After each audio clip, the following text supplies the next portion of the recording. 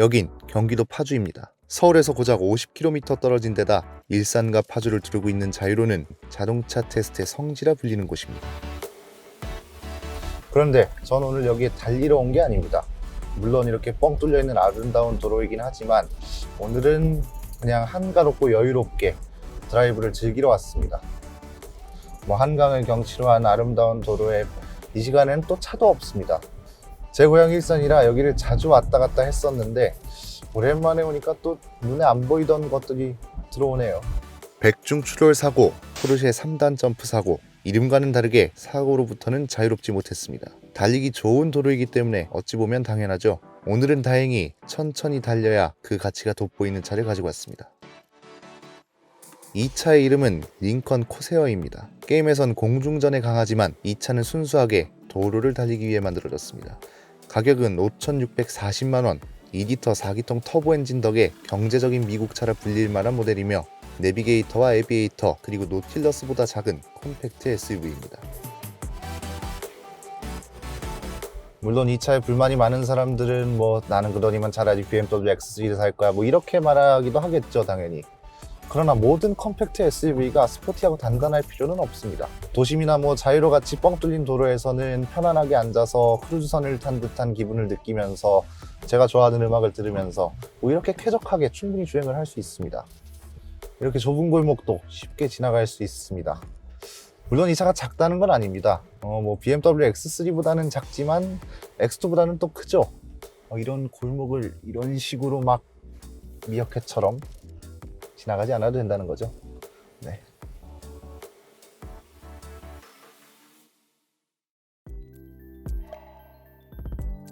이국적인 분위기의 이런 골목에서도 이 차는 다른 콤팩트 SUV들처럼 편하게 운전할 수 있습니다. 하지만 빠르게 운전해야 하는 상황에서도 기대 이상의 움직임을 보여줄 수 있을까요? 마치 짝이라도 한 듯 날씨까지 확 바뀐 덕에 저는 신나게 달릴 수 있게 되었습니다.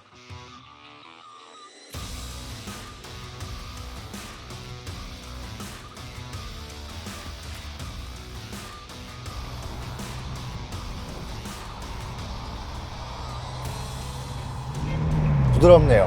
네, 부드러워요. 링컨은 이 차가 238마력, 38.7 토크를 발휘한다고 말했습니다. 2.0L 4기통 터보 엔진과 8단 자동 변속기 그리고 지능형 AWD 시스템과 맞물립니다. 단순히 준수한 제원 수치만이 이 차를 스포티하고도 편안하게 만들어주는 건 아닙니다. 토크 벡터링 컨트롤, 앞바퀴 속도를 능동적으로 제어를 해서 코너를 빠져나갈 때 더 민첩하게 나가도록 해주고요. 요즘 국내 소비자들이 많이 찾는 서스펜션, 이 차에는 물론 에어 서스펜션은 안 들어갔지만 어댑티브 서스펜션이 들어가 있습니다. 도로가 움푹 파인 곳이나 이런 곳을 지날 때 바퀴가 빠지면은 서스펜션의 위아래 운동을 능동적으로 조절을 해서 충격을 흡수해주거나 링컨 말로는 타이어 손상도 좀 감소를 시켜준다고 하네요.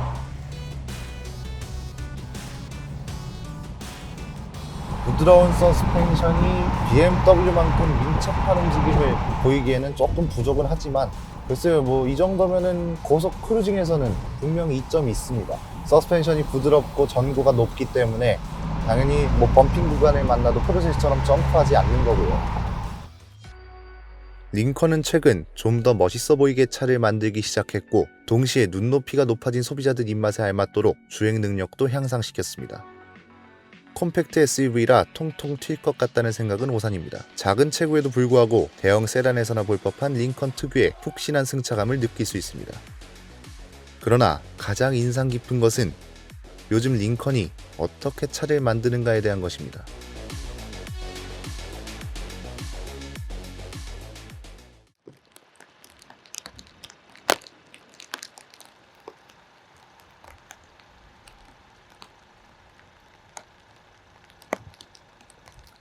앞모습은 에비에이터를 많이 닮았습니다. 지루하고 올드했던 디자인이 꽤 괜찮게 바뀌었죠. 물론 잘생기고 그런 편까지는 아닙니다만 그래도 곳곳에 브랜드 특유의 웅장한 느낌을 살리기 위해 노력을 한 모습입니다. 특히 이 촘촘한 그릴 같은 게 꽤 인상적이죠.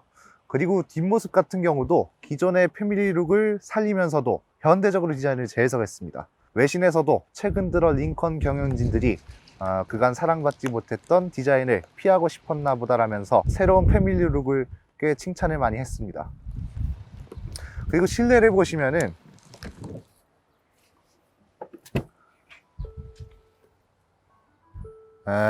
이렇게 표현을 하고 싶네요. 그간 미국 프리미엄 브랜드들이 가장 많이 들었던 말 중에 하나가 내실이 탄탄하지 못하다는 거였습니다. 그게 어떤 말이냐면은 만듦새 같은 게 프리미엄 브랜드에 걸맞지 않고 거칠에 불과하는 수준이었다는 거죠. 요즘 나오는 링컨을 보면은 특히 이 차 같은 경우는 뭐 물론 에비에이터만큼 잘 만든 차라고 말하긴 그렇지만 디자인이요.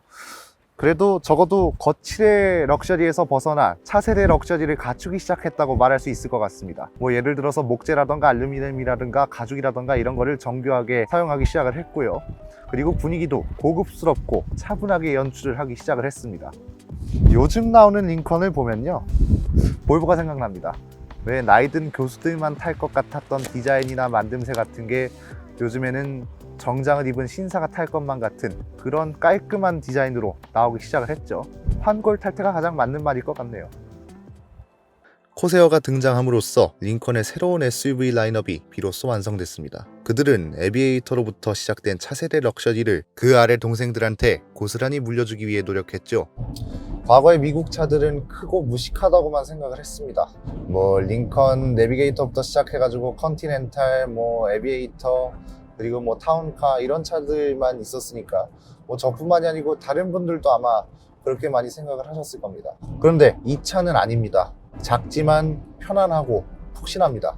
뭐 BMW X3랑 정말 많은 고민을 할 거라고 생각할 수도 있지만 글쎄요, 뭐 제가 생각하기에는 구매 고객층이 아예 다르지 않을까요? 스포티하고 단단한 차와 그리고 편안하고 푹신한 차, 이렇게 완전히 다르니까요. 그리고 요즘같이 스트레스 많이 받고 머리 아플 때는 사람들이 원하는 게 간단합니다.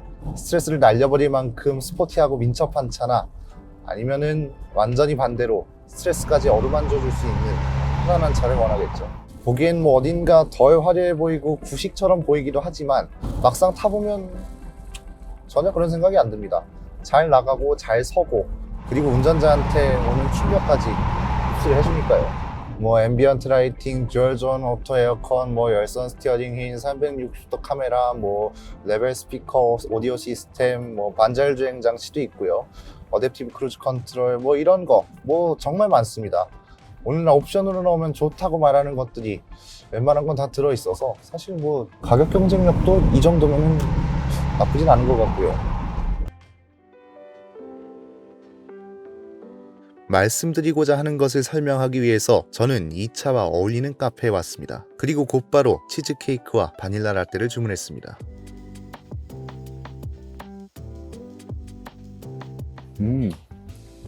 맛있네요. 사실 오늘 링컨 가지고 무슨 스포티한 주행을 한다 그래가지고 그거 되게 썰전을 많이 했습니다. 무슨 그거는 케이크 주변에 두는 비닐만큼 쓸모없는 짓이라고 생각을 해서. 근데 사실 그거는 무슨 BMW M3 가지고 과속방지턱을 얼마나 부드럽게 넘냐, 뭐 그런 거랑 똑같은 거잖아요. 저 차는 약간 치즈케이크하고 바닐라 라떼의 조합 같습니다. 예를 들어서 뭐 치즈케이크를 짠 거를 먹다가 단 게 땡기면은 또 바닐라 라떼를 마시고, 바닐라 라떼를 먹다가 또 짠 게 땡기면 치즈케이크 먹으면 되잖아요. 사실 단짠의 조화가 정말 좋죠. 저 차는 푹신하게도 달릴 수도 있고 단단하게 달릴 수도 있고. 스포티한 차는 그런 거죠. 더 단단하냐 덜 단단하냐의 차이잖아요. 그거는 마치 무슨 초코 케이크 먹다가 바닐라 라떼 먹는 그런 조합이나 비슷한 거죠. 그래서 사실 저는 단짠이 좋습니다. 네.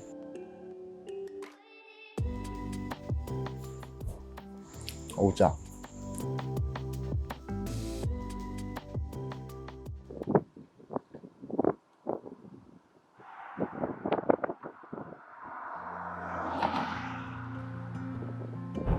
사실 제가 이 차 시승기를 한다 그랬을 때 저희 기자들이 그 돈이면은 다른 차 뭐 수입차 살 거 많습니다 그러면서 리스트를 쭉 뽑아오더라고요. 다만 푹신하고 편안한 승차감을 가진 SUV를 고민한다고 한다면 미국 차 중에서 고민을 할 것 같다, 이렇게 말을 하긴 했지만요. 물론 다들 지금 뭐 차를 살 생각이나 뭐 여력이 있는 것 같진 않지만 어쨌든 제가 생각하기엔 이 차는 타깃층이 분명합니다. 일본 차가 가성비를 밀고 한창 잘 나갈 것 같더니 불매운동이 터졌고, 그렇다고 독일 차를 사기에는 또 낭비인 것 같고, 그렇게 대안이 된 게 미국 차죠.